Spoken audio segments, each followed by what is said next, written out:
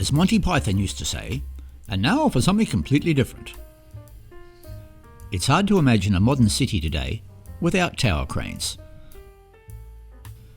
The mobile tower crane was invented by Hans Lieber in 1949.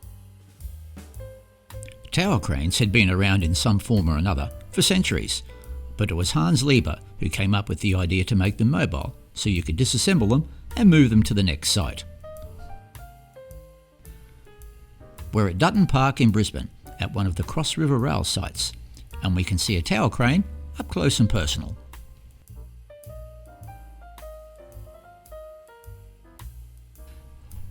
Unlike most tower cranes that you see bolted to the side of buildings, this particular one does not have the self-lifting assembly underneath the main section of the crane. That mechanism is another cage surrounding the main tower, fitted with hydraulic jacks that can lift the crane up and allow a new section of tower to be slid in underneath. As these cranes aren't climbing buildings and aren't moving anywhere, they don't need the self-lifting mechanism and are also heavy lift cranes, as you can see by the larger jib.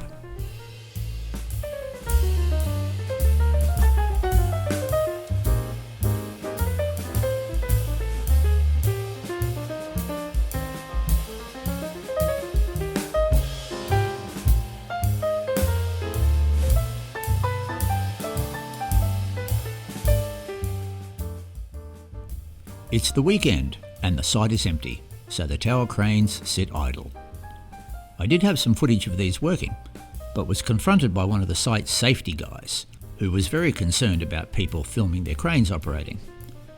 Unfortunately, this site has had a couple of serious accidents, and I think all the boys are a bit jittery, so if I would have turned up with my big camera gear, I think World War III would have broken out.